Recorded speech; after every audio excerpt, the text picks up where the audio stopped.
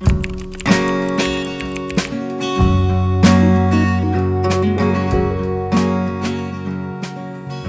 किसान मित्रों, आपका अपने चैनल जी फार्म खेती बाड़ी में फिर से एक बार स्वागत है।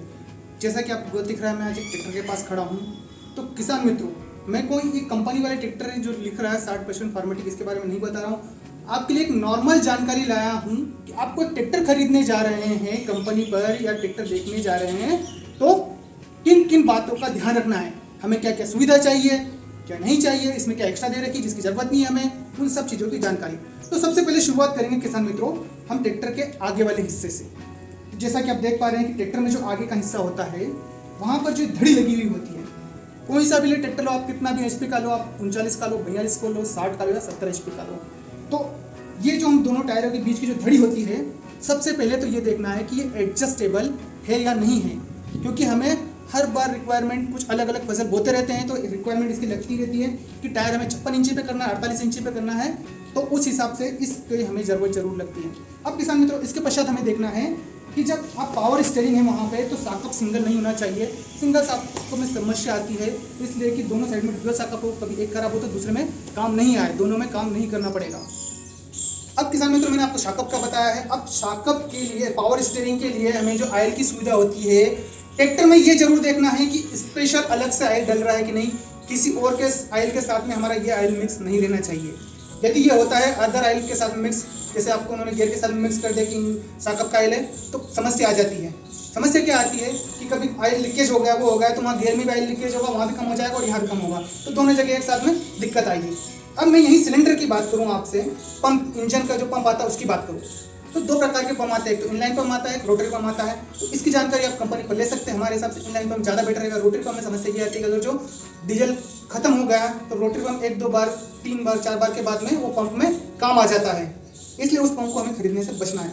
आप और ये जानकारी कंपनी पर ले सकते हैं। सिलेंडर की बात करूँ आपसे, तो जितना बड़ा ट्रैक्टर लेंगे उस प्रकार से सिलेंडर आएंगे। यदि आप 4 सिलेंडर का लेते हैं तो ट्रैक्टर में पावर हमें ज़्यादा मिलेगा, ज़्यादा खपत रहेगी, ज़्यादा पावर मिलेगा, ज़्यादा ताकत रहेगी। ऐसा नहीं कि 3 सिलेंडर ले रहे हैं, 4 सिलेंडर में थोड़ा बहुत डीजल का अंदर आता है, ज़्यादा नहीं आता है। बहुत सारे ट्रैक्टर 3 सिलेंडर कहते हैं, जो ट्रैक्टर 40 सिलेंडर कहते हैं वो ज़्यादा कम रहते हैं, इतने ज़्यादा नहीं होते हैं। अब यहीं पर हमें देखना है कि यहाँ से बंद करने की सुविधा आती है, ट्रैक्टर हर कोई दे रहा है नहीं दे रहा है, इसमें व्यवस्था रहती है, ये भी देखना है।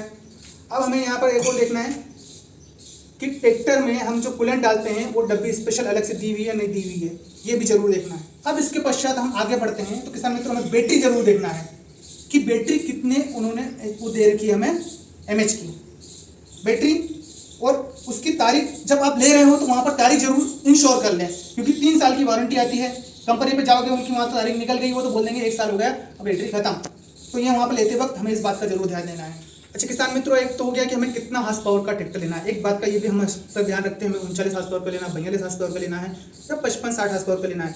तो आपको रिक्वायरमेंट क्या होती है कि मेरे को तो 42 हार्स पावर की रिक्वायरमेंट है, इसमें मेरा सारा काम हो जाएगा। तो किसान मित्रों मेरा ये कहना है कि अगर 42 कर रहे हो तो वहाँ पर आप 45 हार्स पावर का लीजिए। आप सोच रहे हैं कि मैं 50 HP का ले लूँ, मेरा सारा काम हो जाएगा, तो आप 52 HP का लीजिए।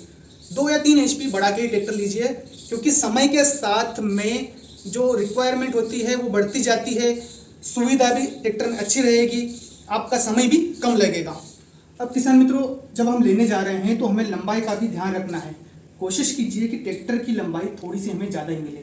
ज़्यादा इसलिए कह रहा हूँ कि ट्रैक्टर क्या होता है कि अगर जो कम लंबाई का ट्रैक्टर रहा तो वो सामने से उठता है जब वजन हमारे ट्रैक्टर में पीछे ज़्यादा हो, ट्राली ज़्यादा भरी हुई हो।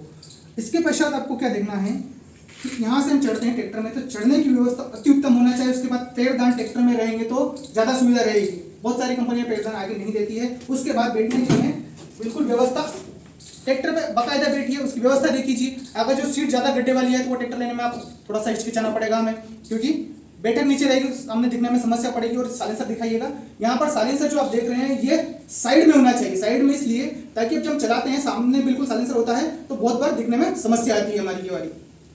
अब मैं गियर की बात करूँ, यहाँ पर स्पेस देखना है हमें, सीट भी देखना है कि सीट एडजस्टेबल है। आजकल तो करीब करीब सारी कंपनियां एडजस्टेबल सीट देती हैं। साइड गियर देखना है हमें। उसके पश्चात गियर साइड में देखने के बाद भी इस बात का ध्यान रखना है यहाँ पर कि जब आप गियर सारे एक बार गियर जरूर लगा के देखिए कि जब हम गियर लगा रहे थे कि हमारे पैर में तो नहीं टच हो रहा है दोनों साइड के गियर। अब जब हम लीवर यहाँ पर देखते हैं, आप बैठे हो सीट पर, आपकी सीटिंग व्यवस्था देख ली, ट्रैक्टर का जो लिफ्ट का लीवर होता है उसे भी बाकायदा ऊपर नीचे करके देखिए कि आपके हाथ में आ रहा नहीं आ रहा है या वो ज़्यादा डाउन है। नहीं तो फिर आपने ले लिया ट्रैक्टर, समस्या जब ट्रैक्टर हटाई जुताई करते हैं खेत में तो फिर बार बार झुकना पड़ता है, या ज़्यादा ऊपर रहेगा तो भी समस्या आती है। अब लिफ्ट की बात करूँ आपसे मैं किसान मित्र, लिफ्ट आजकल करीब करीब बहुत सारी कंपनियां नए नए ट्रैक्टर आए हैं, लेकिन उसमें 25 क्विंटल तक की व्यवस्था दे रहे हैं, पर अगर 18 क्विंटल 16 क्विंटल की भी लिफ्ट की ताकत है तो वो भी बहुत बढ़िया है। अब अल्टर की बात करूँ, लिफ्ट में अल्टर की बात करें हम, कि इसमें अल्टर जो होता है, दोनों साइड में अल्टर लगे हुए होते हैं, जो लिफ्ट में साइड में लगे हुए अल्टर रहते हैं, वो अल्टर थ्रेड वाले भी आते हैं और छेद वाले भी आते हैं। तो जिसमें बारीक थ्रेड वाले अल्टर होते हैं उसमें समस्या ये आ जाती है, कुछ समय के बाद में वो खराब होने लग जाते हैं, उसमें जंग ज़्यादा चढ़ जाती है। तो छेद वाले अल्टर लेंगे तो ज़्यादा सुविधा रहेगी, उसमें क्या होता है कि हमारी फिटिंग एकदम बहुत बढ़िया रहती है। अब यहीं पर मैं आपसे ट्रैक्टर के बड़े टायर की बात करना चाहूँगा। तो किसान मित्रों, अगर जो आप बड़ा ट्रैक्टर ले रहे हैं 55 HP तक का ले रहे हैं या उससे ऊंचा ले रहे हैं तो 16 के टायर लेना है हमें। यदि ट्रैक्टर छोटा ले रहे हैं तो 14 का 50 HP तक, और छोटा ले रहे हैं तो 13 और उससे छोटा ले रहे हैं तो 12 के टायर, ये आपको कंपनी पे देखने को मिल जाएंगे। उसके बाद में टायर कौन से प्रीफर करना चाहूँगा आपको, तो MRF के टायर हो गए, BKT के टायर हो गए, ये दोनों बहुत बढ़िया टायर है। अदरवाइज कंपनी तो उनके हिसाब से टायर लगा के देती है, पर ये दो टायर मिलते हैं इन दोनों कंपनी के, तो सर्विस हमें बहुत ज़्यादा देते हैं। किसान भाई, ये तो हो गई बात है। अब उसके पश्चात में हमें एक बात का और ध्यान रखना है, आजकल मशीनरी लगातार बढ़ती जा रही है। अब मशीनरी बढ़ती जा रही है तो वहाँ पर किस बात का ध्यान देना है कि क्रीपर गियर। अब क्रीपर गियर होता क्या है, तो किसान में तो क्रीपर गियर ये होता है, ट्रैक्टर 1 मिनट में 10 से 12 फीट चल जाए उसे हम क्रीपर गियर बोलते हैं, उस वाले गियर में ट्रैक्टर इतनी दूर चल जाए। अब क्रीपर गियर की जरूरत कहाँ लगती है, तो ये जो क्रीपर गियर होता है, हम जब प्याज बोते हैं ऑटोमेटिक प्याज वाली मशीन से, इसकी रिक्वायरमेंट वहाँ रहती है। तो इस समय के साथ में इन चीज़ों की रिक्वायरमेंट लगती रहती है। तो कोशिश कीजिए, आप प्याज बोना चाहते हैं या प्याज की ऑटोमेटिक मशीन लाना चाहते हैं तो आपके ट्रैक्टर में क्रीपर गियर की व्यवस्था होना ही चाहिए, नहीं तो वो ट्रैक्टर आप प्याज की मशीन ला रहे हैं तो ट्रैक्टर आपके काम बिल्कुल नहीं आएगा। अब किसान भाई, आप देख पा रहे हो ये हाइड्रोलिक सिस्टम है, इसे भी जरूर देखना है हमें कि हाइड्रोलिक सिस्टम किस प्रकार का दे रखा है। यदि इस प्रकार का मैं दिखा रहा हूँ हाइड्रोलिक सिस्टम है तो बहुत शानदार है, और इसी में हमें अंदर और दोनों साइड, दोनों पीछे की साइड में जब हम पलव चलाते हैं, पलव वाली व्यवस्था भी होना ही चाहिए। हो सकता है हम पलव नहीं चलाए पर भविष्य का क्या कह सकते हैं कि पलव चलाने की भी सुविधा हो, तो उस वाली सुविधा भी होना चाहिए। अब मैं अगर जो PTO की बात करूँ इसकी, जब हम रोटावेटर चला रहे हैं तो उसमें रिवर्स PTO ट्रैक्टर में होना जरूरी है, क्योंकि उसकी रिक्वायरमेंट बहुत बार लग जाती है और बहुत सारे ट्रैक्टर की नहीं देते हैं, तो वहाँ पर आपको इस बात का हमें जाकर ध्यान रखना है और पूछना है कि इसमें रिवर्स PTO है या नहीं है। यही किसान मित्रों, आपसे मैं क्लच की बात करना चाहूँ तो क्लच हमें ट्रैक्टर में ड्यूअल ही लेना है। सिंगल क्लच लेंगे तो समस्या आएगी, जब हम बूम स्प्रे चला रहे हैं तो सिंगल क्लच में समस्या आती है, ट्रैक्टर आगे बढ़ाना होता है हमें तो ट्रैक्टर पूरा पंप वहीं का वहीं बंद हो जाएगा। जो बूम स्प्रे होता है, ड्यूअल क्लच में क्या होता है कि हाफ क्लच लगाएंगे, ट्रैक्टर गियर लगाएंगे, आगे बढ़ जाएगा। अब किसान मित्रों, एक माइलेज की बात करना चाहूँगा आपसे। ट्रैक्टर तो आप लेने जा रहे हैं तो अपने किसान मित्र जो आपसे परिचित है, जिनके पास वो ट्रैक्टर है, आपके रिश्तेदार के पास ट्रैक्टर है, तो ट्रैक्टर का माइलेज एक बार उनसे जरूर जांच लीजिएगा। कंपनी वाले तो क्या बताते हैं, पर जब हम चलाते हैं, हल्के जोताई करते हैं तो रिक्वायरमेंट पता नहीं क्या क्या निकल आती है उसमें, उसका एवरेज ऊपर नीचे हो सकता है। हकाई कितनी कर रहा है ट्रैक्टर, ये कंपनी पर एक बार जरूर पूछिएगा कि मैं हकाई करूंगा तो यहाँ पर ट्रैक्टर माइलेज कितना दे रहा है, और ऑन रोड ट्रैक्टर सिंपल चल रहा है तो ये कितना एवरेज निकालेगा। अब यहीं पर मैं आपसे ब्रेक की बात करना चाहूँगा। ट्रैक्टर की तो डिस्क ब्रेक होना जरूरी है, और आप कंपनी पर जरूर पूछिए इसके ब्रेक किस प्रकार है। और ट्रैक्टर एक बात का और जरूर पूछिएगा, यदि ब्रेक हमारे लगे हुए रह गए, हमने ट्रैक्टर कुछ दूर चला दिया तो वो तो समस्या नहीं आ जाएगी। बहुत सारे ट्रैक्टर में समस्या हो जाती है, अपने ब्रेक लगा दिया 5-10 फीट चला दिए तो भी समस्या आ जाएगी।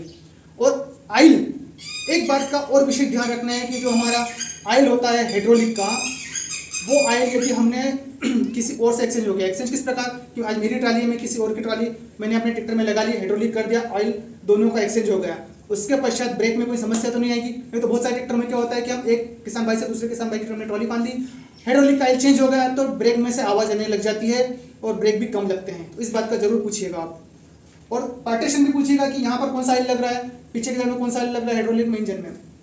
किसान भाई, ये तो हो गई आम जानकारी, और आप बाकी जानकारी कंपनी पर इन जानकारी के पश्चात भी और पूछिएगा कि क्या क्या सुविधा ट्रैक्टर में दे रखी है। तो हमारे द्वारा दी गई आपको जानकारी कैसी लगी कमेंट कर जरूर बताएं। वीडियो अच्छा लग रहा है तो अपने और किसान मित्रों से वीडियो साझा करना ना भूलें। धन्यवाद।